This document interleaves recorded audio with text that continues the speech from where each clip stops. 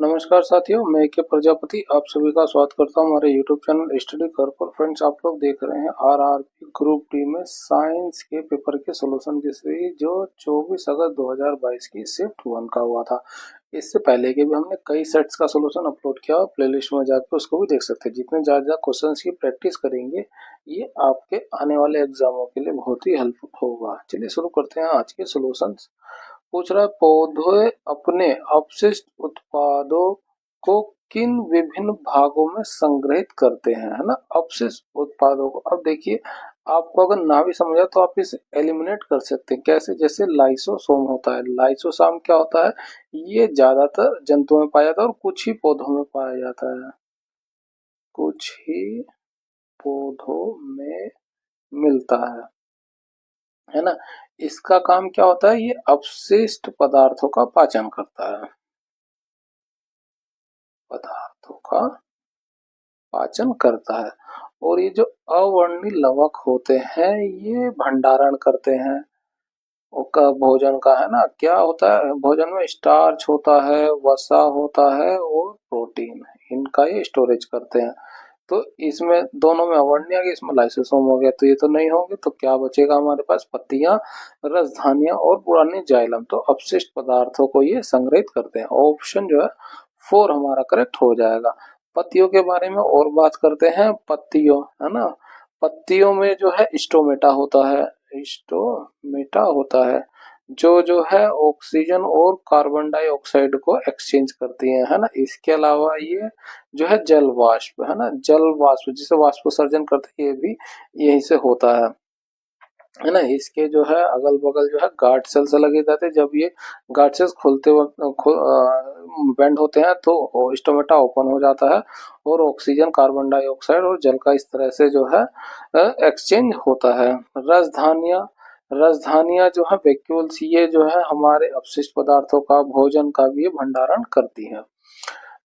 ठीक है, इसको भी आप याद रखिए। पुराना। और जाइलम, जाइलम का जो मेन काम होता है वो जल, है ना, जड़ों से जो है पूरे पौधे के पूरे भाग में, जड़ों से पेड़ के अन्य भागों तक जल को लेकर जाती हैं। अन्य भाग तक जल व लवण का ट्रांसपोर्टेशन करती हैं। इस बात को आप याद रखिए। नेक्स्ट क्वेश्चन, निम्नलिखित में से कौन सा संबंध जो है उत्तल दर्पण द्वारा उत्पन्न आवर्धन एम को सही रूप से दर्शाता है? अब देखिए उत्तल दर्पण की बात कर रहे हैं। उत्तल दर्पण द्वारा जो प्रतिबिंब बनता है हमेशा वस्तु से छोटा बनता है। ठीक है, छोटा बनेगा और कैसा होगा? सीधा होगा, और सीधा आभासी होता है। आभासी होता है। तो यहाँ तो आवर्धन की बात करें तो वस्तु से छोटा बनेगा, यानी 1 से कम बनेगा, लेकिन 0 से बड़ा बनेगा। इसको याद रखिए। तो 1 से तो कम होगा, 0 से छोटा होगा। तो ये रेंज किसमें मिलेगी? ऑप्शन 4 हमारा करेक्ट हो जाएगा। अगर ये अवतल दर्पण की बात करें उसमें जो है ये 1 से बड़ा भी बन सकता है।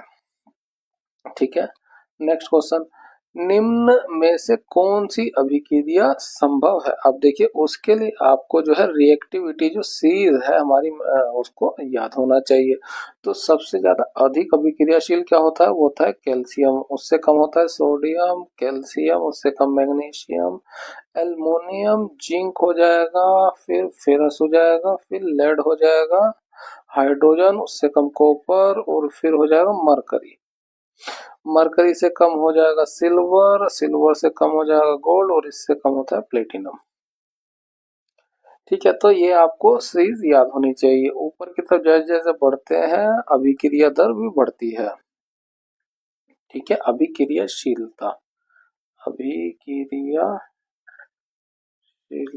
बढ़ती है। अब देखिए अभिक्रिया कौन सी संभव है। अब यहाँ देखेंगे मैग्नीशियम है, मैग्नीशियम को दिखा रहा है कि कॉपर ने रिप्लेस कर दिया, है ना, और क्लोरीन के साथ संपर्क हो गया और मैग्नीशियम को अलग कर दिया। अब देखेंगे मैग्नीशियम यहाँ पे है और कॉपर यहाँ पे है। अब कॉपर जो है मैग्नीशियम से कम रिएक्टिव हुआ, तो ये कभी भी जो है अधिक रिएक्टिव, कोई भी धातु जो अधिक रिएक्टिव कभी रिप्लेस नहीं कर सकते, हमेशा अधिक रिएक्टिव चीज ही जो कम रिएक्टिव चीज को रिप्लेस कर सकती है, तो ये बिल्कुल गलत हो जाएगा। अब यहाँ देखिए एल्युमिनियम सल्फेट है और लेड है। अब यहाँ दिखा रहा है कि जो है लेड ने जो है एल्युमिनियम को रिप्लेस कर दिया। एल्युमिनियम देखिए ऊपर है और लेड जो है नीचे हैगा। अब लेड जो है कम अभिक्रियाशील हो कंपैरिजन एल्युमिनियम के, तो ये अभिक्रिया भी संभव नहीं हो सकती है। यहाँ देखिए जिंक है, जिंक ने जो है फेरस को रिप्लेस किया और फेरस सल्फेट पर आया, जिंक यहाँ पे और फेरस उसके नीचे है ना, तो फेरस कम अभिक्रियाशील हुआ जिंक से, तो जिंक फेरस जो है जिंक को रिप्लेस नहीं कर सकता है, तो ये भी गलत हो गया। अब यहाँ देखिए कॉपर है और ये कैल्शियम है, कैल्शियम ये रहा और कॉपर ये रहा। अब कैल्शियम जो अधिक अभिक्रियाशील हुआ कॉपर से, तो अधिक अभिक्रियाशील कम अभिक्रियाशील को हटा देगा, है ना, तो यहाँ जो है कैल्शियम सल्फेट बन जाएगा, कॉपर अलग हो जाएगा, तो ये अभिक्रिया संभव है। ऑप्शन 4 हमारा करेक्ट हो जाएगा, ये आपको याद होना चाहिए, है ना। पोटेशियम, ये के लिख दिया मैंने, गलत हो गया, पोटेशियम खाली ऐसे लिखा जाता है। नेक्स्ट क्वेश्चन, निम्न में से कौन सा शारीरिक परिवर्तन यौन विकास के चरण का हिस्सा नहीं है? वो होता है मोटापा, ना, मासिक धर्म, आवाज बदलना, मुंह से आना, शरीर पर बाल आना, ये सब। नेक्स्ट क्वेश्चन, ब्लीचिंग पाउडर बनाने में किस गैस का उपयोग करते हैं? अब ब्लीचिंग पाउडर का अगर आपको फॉर्मूला याद हो, वो होता है CaOCl2, इस तरह से। लेकिन जो नई एनसीईआरटी है, एनसीईआरटी, उसमें जो ब्लीचिंग पाउडर का फॉर्मूला दिया है CaOCl का होल ट्वाइस, तो आप इसको याद है, कहीं ऑप्शन में ये मिल जाए तो ये भी सही हो जाएगा। ठीक है, अब इस पूरे फॉर्मूले देखेंगे, गैस एक ही है क्लोरीन, तो क्या हो जाएगा क्लोरीन, ऑप्शन 4 हमारा करेक्ट हो जाएगा। क्लोरीन का, इसका ब्लीचिंग पाउडर का क्या क्या इस्तेमाल होता है, इसका उपयोग और यूज लिख देते हैं यहाँ पे, ये याद होने चाहिए, कुछ भी पूछ सकता है ना। इसका उपयोग होता है पीने योग्य जल को जो कीटाणु मुक्त करने में, पीने योग्य जल को कीटाणु मुक्त करने में।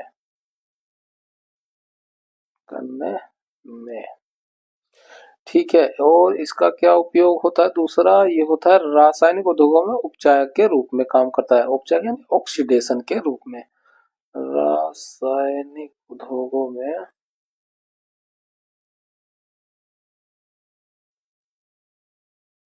उपचायक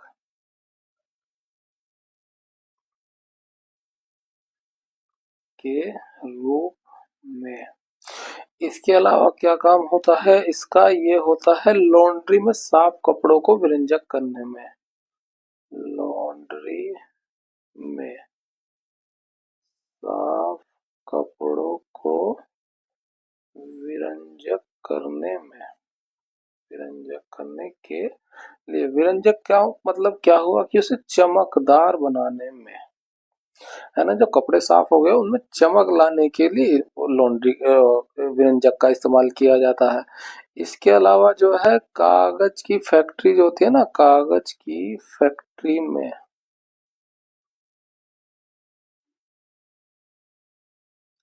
लकड़ी की मज्जा बनाने में, मज्जा में, और वस्त्र उद्योगों में होता है, वस्त्र उद्योगों में सूती वस्त्र हो या फिर हो लिनेन, वह लिनेन, लिनेन के प्राकृतिक पदार्थ है, में विरंजक के लिए, इनको चमक लाने के लिए, विरंजक के लिए। ठीक है, तो विरंजक क्या है, सूती जो कपड़े हैं वस्त्र, सूती वस्त्र और लिनन में विरंजक चमक लाने के लिए, या फिर जो है साफ के कपड़े उनमें चमक लाने के लिए किया जाता है। फैक्ट्री में लकड़ियों की मज्जा बनाने में किया जाता है। क्लोरीन है तो कीटाणु मुक्त करने में किया जाता है, पीने योग्य जल को, और रासायनिक उद्योग उपचार के रूप में, ऑक्सीडाइजर के रूप में भी इस्तेमाल होता है। नेक्स्ट क्वेश्चन, जब कोयले और पेट्रोलियम को अपर्याप्त वायु की उपस्थिति में जलाया जाता है तो प्रदूषणकारी हानिकारक गैस उत्पन्न होती है ना। जब अपर्याप्त की बात आ जाए, देखिए कोयले और पेट्रोलियम क्या होता है, कार्बन होता है, और जब अपर्याप्त में जलाएंगे तो कार्बन मोनोऑक्साइड बनेगा। कार्बन मोनोऑक्साइड एक जहरीला पदार्थ होता है जो हमारी बॉडी के साथ जल्दी कार्बन डाइऑक्साइड के बजाय जो है ज्यादा रिएक्टिव, ऑक्सीजन के बजाय ज्यादा रिएक्टिव कार्बन मोनोऑक्साइड होता है ना, हमारे ब्लड के साथ जल्दी चिपक जाता है। तो अगर एटमॉस्फेयर में कार्बन मोनोऑक्साइड ज्यादा है तो ऑक्सीजन की वजह कार्बन मोनोऑक्साइड हम ज्यादा जल्दी से लेंगे और हमारे पूरे बॉडी में सर्कुलेट हो जाएगा, और ये जब हमें ऑक्सीजन की कमी होगी तो हमें नुकसान होगा। ऑप्शन 3 हमारा करेक्ट हो जाएगा। सल्फर डाइऑक्साइड क्या होता है? SO2 होता है। कार्बन डाइऑक्साइड इसका क्या होता है कि जब पर्याप्त ऑक्सीजन में चलता है तो कार्बन डाइऑक्साइड बनता है ना। पर्याप्त ऑक्सीजन पर, पर्याप्त ऑक्सीजन की उपस्थिति में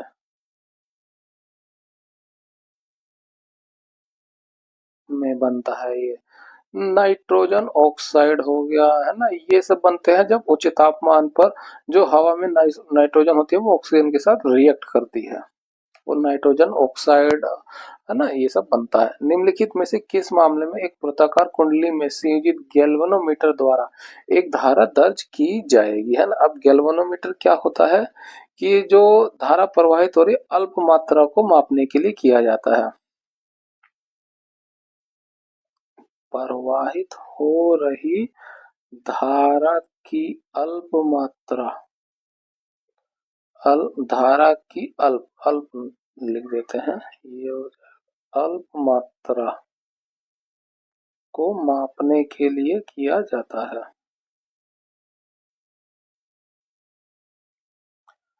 ठीक है, तो गैल्वेनोमीटर का आपको उपयोग समझ आ गया। अब गैल्वेनोमीटर धारा अल्प, तो धारा होनी भी तो चाहिए तभी तो मेजर करेगा। पूछ रहा है कि जब किसी चुंबक को कुंडली के पास स्थिर रख, अब स्थिर रखोगे तो कोई मूवमेंट नहीं होगी, मूवमेंट नहीं होगी तो मैग्नेटिक फ्लक्स भी नहीं कटेगा, है ना। मैग्नेटिक फ्लक्स नहीं कटेगा तो जो है बल्क, जो है विद्युत बल कैसे बनेगा, है ना। विद्युत कैसे बनेगी, तो विद्युत नहीं बनेगी तो धारा कहाँ से होगी उसमें, तो धारा को मेजर नहीं होगा, तो ये बात गलत हो जाएगी। जब चालक को कुंडली की ओर ले जाया जाता है, अब मूवमेंट हुई, फ्लक्स कटेगा, है ना। फ्राडे का के नियम के अनुसार जब परिवर्तन होता है तो विद्युत वाहक बल उत्पन्न होता है।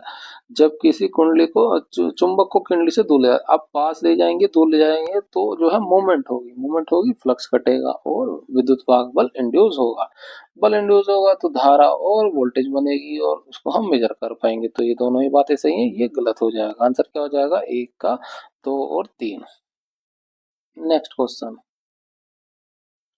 निम्नलिखित में से किस चरण के दौरान रक्त द्वारा धमनी की दीवारों पर सिस्टोलिक रक्तचाप लगता है? अब सिस्टोलिक का मतलब क्या हो जाता है कि सिकुड़ना, हृदय का सिकुड़ना, ठीक है, हृदय सिकुड़ना। अब जब हृदय सिकुड़ेगा, है ना, तो जो हृदय के अंदर रक्त होगा वो रक्त बाहर निकलेगा, तो क्या करता है, हृदय से जो रक्त है ना, रक्त जो है शरीर की ओर प्रवाहित होता है। और जब हृदय हमारा रिलैक्स करता है वो होती है वेंट्रिकुलर रिलैक्सेशन, उसमें क्या होता है, शरीर से जो हृदय रक्त है वो हृदय की ओर बहता है, प्रवाहित होता है। ऑप्शन जो है यहाँ पे हमारा 4 करेक्ट हो जाएगा। नीले संकुचन, है ना, संकुचित होगा तो जो हृदय के अंदर रक्त होगा वो जो है हमारे जो है हृदय से धमनियों में जाएगा, है ना। धमनियों क्या है, ये शरीर के अन्य भागों तक ले जाते हैं हृदय से। नेक्स्ट क्वेश्चन, प्रोपेन अणु के 3 कार्बन परमाणु द्वारा सभी हाइड्रोजन परमाणु के साथ कुल कितने इलेक्ट्रॉनों की साझेदारी की जाती है? अब आप देखेंगे प्रोपेन, है ना, प्रोपेन में क्या आ रहा है, एन आ रहा है, और इसके लिए फॉर्मूला क्या होता है, CnH2n प्लस का 2 होता है। प्रो कितने होते हैं, 3 कार्बन होते हैं जो यहाँ पे दिया भी है, तो यहाँ पे एन की वैल्यू कितनी हो जाएगी, 3 हो जाएगी, तो C3 हुआ, 3 दूनी 6 और 2 H8 हो जाएगा। तो कितने इलेक्ट्रॉनों की साझेदारी हो रही है हाइड्रोजन के, 8 इलेक्ट्रॉनों की। ऑप्शन जो है हमारा 8 करेक्ट हो जाएगा। ठीक है, अब प्रोपेन के अलावा ईन दे दिया जाए तो उसके लिए फॉर्मूला क्या होता है, CnH2n होता है। आइन दे दिया जाए उसके लिए फॉर्मूला क्या होता है, CnH2n माइनस का 2 होता है। इसको भी आप याद रखिए। नेक्स्ट क्वेश्चन, पौधों को ऊर्जा की कम आवश्यकता क्यों होती है? क्योंकि उसमें जो है अत्यधिक मृत कोशिकाएं पाई जाती हैं। ये बात बिल्कुल सही है। और पौधे जो है गतिशील नहीं होते हैं ना, तो भी उन्हें इसलिए भी उन्हें कम और जो है ऊर्जा की आवश्यकता होती है। यहाँ पे एक हमारा करेक्ट हो जाएगा, अत्यधिक मृत कोशिकाएं पाई जाती है। ये मृत कोशिकाएं किसकी बनी होती है? स्क्लेरेन कायमा की होती है। स्क्लेरेन कायमा, है ना, ये डेड सेल की बनी होती हैं, प्रदान करती हैं सुरक्षा व यांत्रिक सहारा प्रदान करती हैं।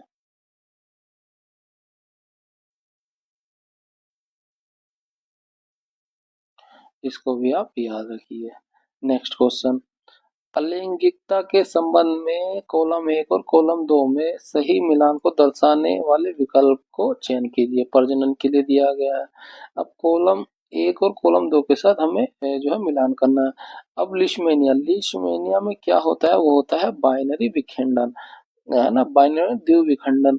अब लिशमेनिया ये याद रखिए, अमीबा अमीबा पैरामीशियम और लिशमेनिया, इन तीनों में ही जो होता है बाइनरी विखंडन होता है। लिशमेनिया क्या है? ये एक परजीवी हैगा, प्रोटोजोआ परजीवी। यहाँ लिख देते हैं, ये हुआ प्रोटोजोआ परजीवी। अब जो अमीबा होता है, इसका किसी भी तल में जो है द्विविखंडन होता है ना। यहाँ लिख देते हैं शॉर्ट में, किसी भी तल में द्विविभाजित होता है। पैरामीशियम में जो है हमेशा हमेशा छोटी एक्स पर, है ना, लॉन्गिट्यूडनल की बात करें तो छोटी अक्ष पर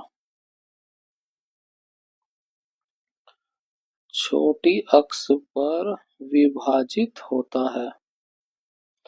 और लिशमेनिया में हमेशा जो है बड़ी अक्ष पर जो है विभाजन होता है, बड़ी अक्ष पर विभाजन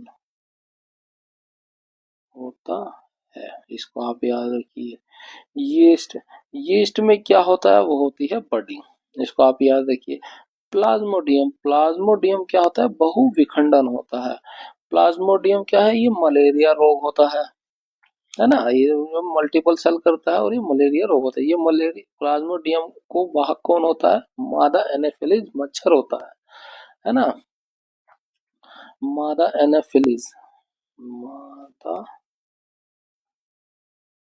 एनाफिलिस मच्छर जो है इसका इस रोग का वाहक होता है।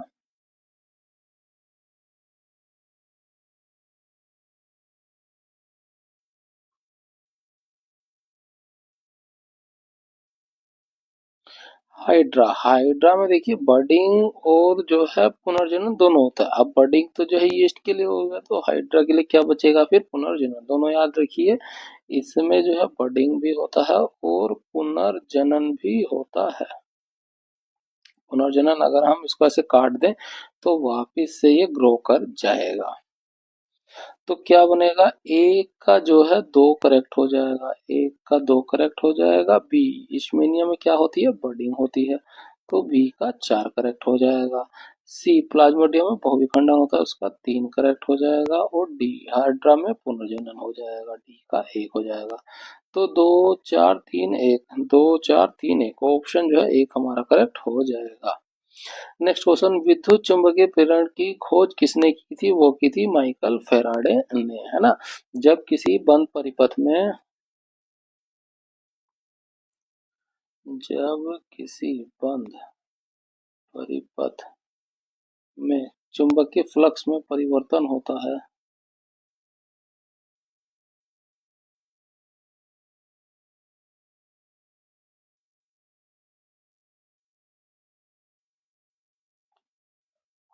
है तो प्रेरित विद्युत वाहक बल उत्पन्न होता है।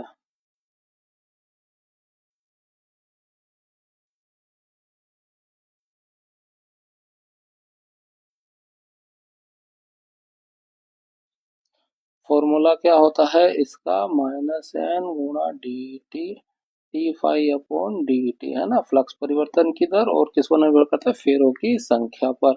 इसके उदाहरण क्या होते हैं, एक होता है जनरेटर, है ना, जो बिजली को बनाता है, और दूसरा क्या हो जाएगा, ट्रांसफार्मर, है ना, जो वोल्टेज को कम ज्यादा करते हैं हम इसी मदद से करते हैं, ट्रांसफार्मर। इसके अलावा जो विद्युत चुंबकीय प्रवाह मीटर होते हैं, चुंबकीय प्रवाह मीटर, उसमें भी जो है इसी नियम का इस्तेमाल होता है, चुंबकीय प्रवाह मीटर। ठीक है, आप इसको याद रखिए। नेक्स्ट क्वेश्चन, एक उत्तल लेंस एक वास्तविक उल्टा और छोटा प्रतिबिंब बनाता है। ठीक है, तो वस्तु की स्थिति क्या होगी, अब हम उत्तल लेंस को बनाए, ये हो गया उत्तल लेंस हो गया। ठीक है, ये उसका फोकस हो गया, इसको F1 से, और ये हो जाएगा 2F2, ये 2F1 लिखेंगे, यहाँ पे हो जाएगा हमारा F2, और ये उसका हो गया 2F2। ठीक है, अब इसमें आपको सारी कंडीशन याद होनी चाहिए। अब ये कह रहा है कि जो है वास्तविक उल्टा और छोटा पल, अगर बहुत छोटा बात करता, बहुत छोटा, तो यानी कि वस्तु होती इन्फानाइट के केस में, है ना। अब छोटे की बात करें, इसका मतलब है कि वस्तु जो है इन्फानाइट व टू फोकस 2F के मध्य में कहीं पर है।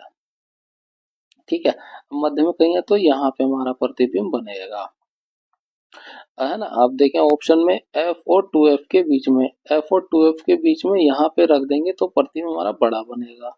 O और F के मध्य में अगर यहाँ पे रख देंगे फिर तो हमारा आभासी बनेगा और बड़ा बनेगा। अनंत पर रखेंगे तो बहुत छोटा बनेगा, है ना, बहुत छोटा बनेगा। 2F के परे, 2F ये हो गया, अब उसके परे रखेंगे यानी 2F के परे इन्फानाइट के बीच में कहीं हो जाएगा, तो क्या बनेगा, छोटा प्रतिबिंब बनेगा, वास्तविक उल्टा और छोटा प्रतिबिंब बनेगा। इस केस में तो आभासी बन जाए, तो आपको सारी कंडीशंस याद होनी चाहिए। यहाँ पे ऑप्शन 4 करेक्ट हो जाएगा, और मैं बाकी सारी कंडीशन को लिख देता हूँ ना। अगर ये हो गई वस्तु और ये हो जाएगा प्रतिबिंब, है ना। ये जो ओ की बात कर रहा है, ये ऑप्टिकल सेंटर हो जाता है ओ। अब इन्फानाइट पे रख देंगे तो फोकस पे बनेगा, ये हो गया F2, इस पर बनेगा तो बहुत छोटा होगा, वास्तविक होगा, उल्टा होगा, लेकिन बहुत छोटा बनेगा, है ना। इन्फानाइट और इसके 2F के मध्य में कहीं पर रख दें, ठीक है, तो प्रतिबिंब हमारा फोकस और 2F के मध्य में कहीं बनेगा। अब वास्तविक होगा, उल्टा होगा, लेकिन छोटा होगा। अगर हम 2F2 पे रख दें, 2F2 पे, 2F1 यहाँ पे रखेंगे ना, ये F1 हो गया, तो प्रतिबिंब हमारा बनेगा 2F2 पर, इस पर बनेगा, बराबर बनेगा, वास्तविक उल्टा और बराबर बनेगा। अब हम क्या करेंगे, प्रति वस्तु को इधर रख दें इसके बीच में, है ना, तो क्या होगा 2F1 और F1 के बीच में। अब प्रतिबिंब हमारा यहाँ पे खिसकेगा, है ना, जैसे जैसे हम वस्तु को इधर खिसकाएंगे हमारा प्रतिबिंब यहाँ से ऐसे ऐसे खिसकने लगेगा। अब कहाँ बनेगा, 2F2 और इन्फानाइट के मध्य में बनेगा। अब यहाँ से क्या होगा, बराबर से अब बड़ा बनेगा, बड़ा बनेगा। फिर क्या हो जाएगा, हम प्रतिबिंब को, वस्तु को इधर रख देंगे F1 पर, अब कहाँ बनेगा, अब इन्फानाइट पे बनेगा। अब ये वास्तविक उल्टा और बहुत बड़ा बनेगा। एक और कंडीशन हो जाती है, F और ऑप्टिकल के बीच में रख दिया जाए, F और ऑप्टिकल सेंटर के बीच में रख दिया जाए, तो अब प्रतिबिंब जो है हमारा इसी के साइड, है ना, उत्तल लेंस के इसी भाग में बनेगा, यहाँ पे कहीं बनेगा। कैसा होगा, आभासी होगा, आभासी होगा, सीधा होगा, और वस्तु से बड़ा होगा, बड़ा बनेगा। ठीक है, ये सारी कंडीशंस को आप याद रखिए। नेक्स्ट क्वेश्चन, उत्तल दर्पण के मुख्य अक्ष के अनुदिश आपतित प्रकाश की किरणों के लिए आपतन कोण क्या होता है। अब उत्तल दर्पण को बनाया यहाँ पे, उत्तल दर्पण होता है कुछ इस तरह का, है ना, उसकी मुख्य अक्ष होती है ये हो गई मुख्य अक्ष, ये उसका फोकस होता है, और इधर कहीं उसका वक्रता केंद्र होता है। अब उत्तल दर्पण की मुख्य अक्ष के अनुदिश, है ना, मुख्य अक्ष के अनुदिश आ रही है इस तरह से, तो जब कोई किरण जो है वक्रता केंद्र है ना, मुख्य अक्ष जो है वक्रता केंद्र उसी पर होता है, तो वक्रता केंद्र से कोई अगर लाइट आ रही है ना दर्पण पे, तो वो उसी दिशा में वापस लौट जाती है जो वक्रता केंद्र से आ रही हो। ठीक है, तो क्या हो जाएगा कि इस दिशा में लाइट आई, इसी दिशा में वापस लौट जाएगी, तो इनके बीच एंगल क्या बनेगा भाई, इसी दिशा में इसी दिशा में वापस लौट जाएगी तो जीरो एंगल हो जाएगा, है ना। आप इसके सारे ही कंडीशंस को याद रखिए। ये हो गया हमारा उत्तल दर्पण। यहाँ पे हमारा फोकस बनेगा और यहाँ पे हमारा होगा वक्रता केंद्र। ठीक है, अब अगर कोई लाइट हमारी इन्फानाइट से आ रही है तो वो ऐसे डाइवर्ज हो जाएगी और इसको हम पीछे की तरफ बढ़ाएंगे तो ये फोकस पे आकर मिलेगी। ठीक है, जो लाइट अगर हमारी मुख्य अक्ष के समांतर आ रही है तो, और दूसरा केस बनाइए, पहला केस हो गया, ये अगर लाइट ऐसे आ रही है तो वो डाइवर्ज हो जाएगी इस तरह से। ठीक है, दूसरा केस ले, ये हमारा फोकस हो गया और ये वक्रता केंद्र हो गया सी। अब कोई लाइट इस तरह से आ रही है और वो फोकस पर जा रही है, इमेजिनरी बनाएंगे तो क्या हो जाएगा, है ना, जो लाइट इस तरह से आ रही है उसको पीछे की तरफ बढ़ाएं तो वक्रता केंद्र पर, तो वो जो है मुख्य अक्ष के समांतर हो जाएगी। ये आप दूसरी कंडीशंस को याद रखिए। फिर इसके अलावा जो तीसरी कंडीशन होती है, ये जो हमने यहाँ पे डिस्कस करी, है ना, ये फोकस हो गया और ये वक्रता केंद्र हो गया। अब अगर कोई लाइट हमारी जो है वक्रता केंद्र की तरफ आ रही है इस तरह से, है ना, तो वो उसी इस दिशा में आ रही तो उसी दिशा में वापस लौट जाएगी।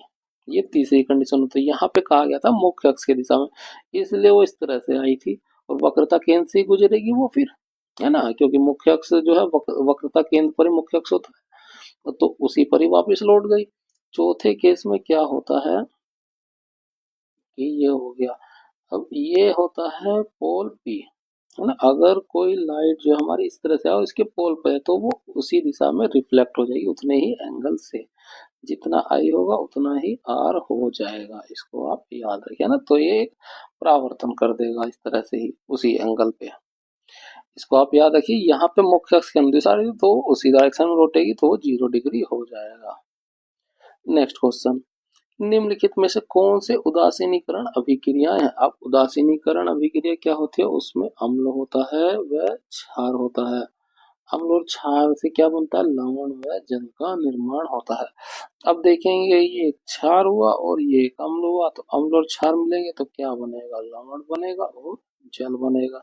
यहाँ पे देखिए HNO3 क्या है, ये एक अम्ल है, KOH क्या है, ये एक क्षार है, अम्ल और क्षार से क्या बना, ये लवण बना और यहाँ पे जल बन गया। यहाँ देखेंगे HCl अम्ल है और NaOH ये क्षार है, अम्ल और क्षार से क्या बना, फिर से लवण बना और ये जल बन गया, है ना। तो ये तीनों ही अम्ल और क्षार से लवण और जल का निर्माण, अम्ल क्षार से, तो ये तीनों ही उदासीनीकरण अभिक्रिया हो जाएगा। ऑप्शन 3 हमारा करेक्ट हो जाएगा, 1 2 3।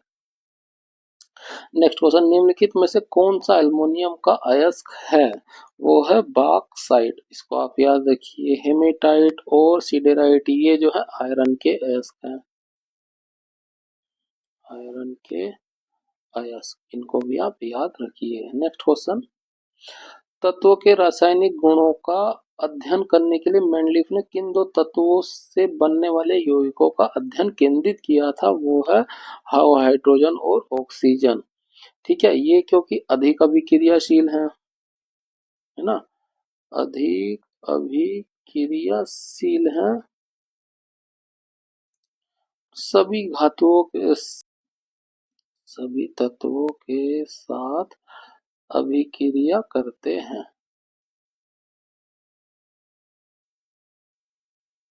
नेक्स्ट क्वेश्चन, दो बल्ब हैं ए और बी, एक 3 वोल्ट स्रोत के साथ समांतर क्रम में संयोजित है, बल्ब ए बल्ब बी के प्रतिरोध का अनुपात ये है। ठीक है, तो एक निश्चित समय में बल्ब ए और बल्ब बी द्वारा उत्पन्न ऊष्माओं का अनुपात क्या होगा। अब देखेंगे ये समांतर क्रम में है, ऊष्मा, इसके लिए फॉर्मूला क्या होता है, H बराबर पी वी, है ना, PV कह रहा हूं मैं, VIT होता है ऊष्माओं के अनुपात के लिए। अब यहाँ पे समांतर कह रहा है तो वोल्टेज जो है सब में बराबर होता है। ठीक है, तो हम जो है आई को हटा देंगे तो क्या हो जाएगा, आई को हटाएंगे v equal to I R होता है, आई को हटाएंगे तो क्या हो जाएगा, v बटा आर हो जाएगा, तो ये क्या हो जाएगा, v स्क्वायर बटा आर गुना टी हो जाएगा।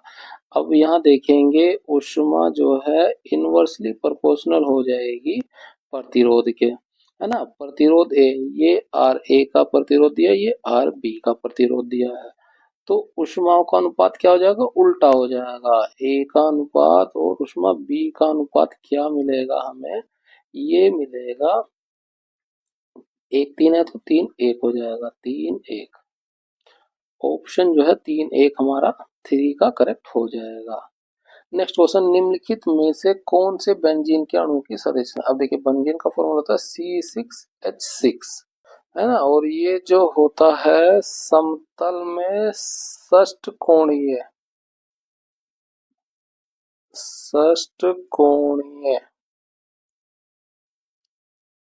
वलय होता है, षष्ठ कोणीय वलय होता है, ये सारे षष्ठ कोणीय वलय, लेकिन इसके अल्टरनेट में जो है डबल बॉन्ड होता है, जैसा कि इसमें है अल्टरनेट्स में, है ना, एक सिंगल बॉन्ड फिर डबल बॉन्ड, सिंगल फिर डबल, सिंगल डबल, ऑप्शन 4 हमारा करेक्ट हो जाएगा।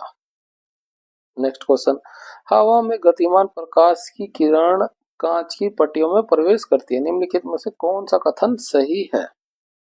अब देखिए, ये हम एक कांच की पट्टी को बनाते हैं, ये हो गया, अब हवा से हवा में गतिमान प्रकाश किरण कांच की पट्टी में प्रवेश करती है, तो वो देखिए ये हो गया अभिलंब, है ना, तो ये इस तरह से आ रही होगी किरण, तो ये हवा है, ये कांच है, वो कांच जो है ज्यादा डेंस होता है हवा से, तो क्या होगा, ये अभिलंब की ओर झुक जाएगा इस तरह से, तो आपतित किरण का जो एंगल होगा वो रिफ्रैक्टिव एंगल से आपतन कोण से अधिक होगा, क्यों, जिस एंगल से आ रही थी ये उससे कम हो जाएगा या विलंब की ओर झुक जाएगा, तो इंसिडेंट एंगल जो आपतन, ये लिख देते हैं, ये हुआ आपतन कोण और ये हुआ अपवर्तन कोण, तो इस केस में क्या होगा, एंगल आई ज्यादा हो जाएगा एंगल आर के, ऑप्शन ये हमारा करेक्ट हो जाएगा। दूसरा क्या कह रहा है, आपतन कोण निर्गमन कोण के बराबर होता है, अब हम निर्गमन कोण कौन सा होता है, ये जो है ये किरण यहाँ से, अब ये डेंस मीडियम से बाहर निकलेगी, है ना, ये डेंस हुआ अब रेयर हुआ, अब डेंस से जब रेयर की तरफ जाते हैं तो वापिस से जो है अभिलंब के दूर चली जाएगी, ये इस तरह से, है ना, इसके समांतर हो, क्योंकि यहाँ पे भी वही मीडियम और यहाँ पे मीडियम, तो इसका समांतर बनेगा ये, इसको हम इसको थीटा लिख लेते हैं, ये हो गया थीटा, तो क्या होगा, आपतन कोण निर्गमन कोण के बराबर ये पूछ रहा है, तो जितना एंगल ये होगा उतना ही एंगल ये भी बनाता है, एंगल आई बराबर होता है एंगल थीटा के, है ना, यहाँ पे भी हमारा सेम मीडियम हो जाएगा, यहाँ पे भी सेम मीडियम हो जाएगा, बिल्कुल उसी के बराबर बनाएगा, यहाँ पे झुक गया था, यहाँ से अभिलंब के दूर होगा, अभिलंब के दूर तो होगा लेकिन इसके समांतरी एंगल बनाएगा। निर्गत किरण आपतित किरण के समांतर होती है, बिल्कुल जिस तरह से ये किरण आ रही है उसी के उसके पैरेलली होता है, ये जो है इसके समांतर होता है, ऑप्शन जो है तीन भी हमारा कथन सही हो जाएगा, तो आंसर क्या होगा, ऑप्शन 4 का, एक दो तीन तीनों ही हमारे सही हो जाएंगे। नेक्स्ट क्वेश्चन, 2.5 मिली एम्पियर की एक धारा 2 मीटर ओम प्रतिरोध वाले किसी चालक से होकर प्रवाहित होते है, चालक के सिरों के बीच विभवांतर ज्ञात कीजिए, V इक्वल टू होता है आई आर, विभवांतर निकालना है, आई कितना है 2.5 मिली एम्पियर यानी 10 की पावर माइनस तो 3, है ना, मिली का तो यही मतलब धारा हो गई, और ये प्रतिरोध हुआ 2 का, ये 2 से गुणा कर दें कितना हो जाएगा 5 गुणा 10 की पावर माइनस का, इसको क्या लिख सकते हैं, ये होता है 5 मिली, हमने वोल्टेज निकाली है तो ये हो जाएगा वोल्ट, 5 मिली वोल्ट, ऑप्शन 2 हमारा करेक्ट हो जाएगा। नेक्स्ट क्वेश्चन, निम्नलिखित में से कौन सी शक्ति की इकाई नहीं है, शक्ति की इकाई क्या होती है, पावर बराबर होता है वर्क अपॉन टाइम, वर्क क्या होता है जूल, टाइम क्या होता है सेकंड होता है, है ना। और जूल और सेकंड को क्या बोलते हैं, वाट भी बोलते हैं। तो जूल पर सेकंड करेक्ट हो जाएगा, वाट करेक्ट हो जाएगा और अश्व शक्ति भी करेक्ट हो जाएगा। एक अश्व शक्ति बराबर होता है 746 वाट, वाट यहाँ पे भी, तो ये भी करेक्ट हो जाएगा। कौन सी नहीं है, ये हमारा करेक्ट हो जाएगा। अब किलो वाट है ना, वाट को लिखेंगे तो जूल पर सेकंड हो जाएगा और घंटा, घंटे को भी हम सेकंड में ही कन्वर्ट कर सकते हैं। तो सेकंड से सेकंड कट जाता है, यहाँ पे जूल ही बचता है हमारा। ऑप्शन जो है ये दो हमारा अलग हो जाएगा। यहाँ पे जूल मिला तो हमें कार्य मिल गया, ऊष्मा मिल गई यहाँ पे। नेक्स्ट क्वेश्चन, माइटोकॉन्ड्रिया को अजीब अंग क्यों माना जाता है? क्योंकि वे कोशिका में ऊर्जा के स्रोत हैं। इस वजह से तो ऊर्जा का अलग अजीब नहीं माना जाता है, क्योंकि वो पादप कोशिका क्योंकि वो कोशिका पदार्थों के भंडार होते हैं, नहीं ये भी नहीं है। क्योंकि वो सूक्ष्म जीवों को पचा सकते हैं, ये तो लाइसोसोम करती हैं। ठीक है, क्योंकि इनमें राइबोसोम और डीएनए होता है। हाँ बिल्कुल, यही वो चीज है जो इसे अलग बना देती है ना। जैसे हमारे नाभिक के अंदर जो है डीएनए होता है, वैसे ही माइटोकॉन्ड्रिया में भी जो है राइबोसोम और डीएनए होता है, और इसके साथ खुद का ही प्रोटीन भी बना सकते हैं, तो राइबोसोम भी होता है, इसलिए इसे अजीब बोला जाता है। और यही इस तरह का ही होता है प्लास्टिड, है ना। प्लेस्टिड में भी, है ना, पादपों में होता है ये। पादपों में भी जो है खुद का प्लेस्टिड में खुद का राइबोसोम और डीएनए होता है, इसको भी आप याद रखिए। नेक्स्ट क्वेश्चन, ए जिसकी आधुनिक आवर्त सारणी में स्थिति इसके गुणों के आधार पर असंगत है, इसका इलेक्ट्रॉनिक विन्यास क्षार धातु के समान। अब क्षार धातु के समान है नहीं, प्रथम समूह में हो जाएगा, है ना। लेकिन वह द्विपरमाणु अणुओं से मौजूद है, द्विपरमाणु अणुओं से मौजूद है, यानी कि जैसे कि हाइड्रोजन होता है उसमें ये टू हो गया, यानी कि द्विपरमाणु हो गया, इसे बोला जाएगा। अब जैसे हीलियम की बात करें, ये तो समूह एक में आता नहीं है, तो ये कट गया, है ना। लिथियम समूह एक में आता है लेकिन ये अकेला लिखा जाता है, तो एक एकल परमाणु हो। लिथियनाइट तो बिल्कुल तो हाइड्रोजन हो जाएगा। अब बाकी ना ही पढ़े तो हमें ऑप्शन तो 4 हमारा करेक्ट हुआ। बाकी पढ़े बी वह तत्व है जो तीसरे आवर्त में, आवर्त क्या बोलता है, जो हॉरिजॉन्टल होता है इस तरह से। ठीक है, सोडियम के ठीक बाद आता है। अब तीसरे आवर्त में जो है सोडियम के ठीक बाद क्या आता है, वो आता है मैग्नीशियम, तो बी का क्या हो जाएगा, मैग्नीशियम हो जाएगा। और आधुनिक आवर्त सारणी में समूह सी के अंतर्गत आता है। अब सोडियम जो होता है वो समूह एक में आता है, और उसके ठीक बाद कौन सा आएगा, दूसरा समूह आएगा, दो समूह में होता है मैग्नीशियम, तो सी का दो, बी का मैग्नीशियम, ए का हाइड्रोजन। ऑप्शन 4 हमारा करेक्ट हो जाएगा। उस उदासीनीकरण अभिक्रिया में अभिकारकों का अनुमान लगाए जिसके उत्पाद जो है लिथियम सल्फेट और जल है, लिथियम सल्फेट और जल बन रहा है ना। अब उदासीन अभिक्रिया है तो क्या होगा, अम्ल होगा और क्षार होगा, अम्ल और क्षार होता है। अम्ल और क्षार से ही जो है लवण व जल का निर्माण होता है। ठीक है, तो ऐसा अम्ल लेना देखेंगे जिसमें हमें सल्फेट मिलेगा, है ना। अब ऐसा अम्ल किसमें होता है, जैसे H2SO4, ऐसा अम्ल आएगा जिसमें सल्फेट होता है, तो हमारा क्या हो जाएगा, सल्फ्यूरिक अम्ल। हाइड्रोक्लोरिक में HCl होता है, इसे सल्फेट नहीं मिलेगा, यहाँ पे सल्फ्यूरिक अम्ल तो मिला, H2SO4 मिला, लेकिन लिथियम कार्बोनेट हुआ।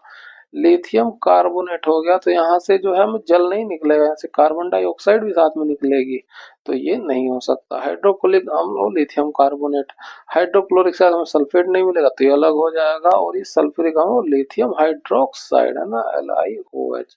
और जब H2SO4 के साथ रिएक्ट करेंगे तो लिथियम सल्फेट और जल का निर्माण होगा। ऑप्शन 4 हमारा यहाँ से करेक्ट हो जाएगा। यहाँ पर जो है हमारा साइंस का पोर्शन कंप्लीट होता है। वीडियो अच्छी लगी हो तो लाइक जरूर कीजिए, शेयर जरूर कीजिए, सब्सक्राइब कीजिए हमारे चैनल को इस तरह की वीडियो के लिए। इस वीडियो की पीडीएफ को आप डाउनलोड कर सकते हैं हमारे टेलीग्राम चैनल स्टडी करो से। मिलते हैं आपसे अगली वीडियो में, थैंक यू।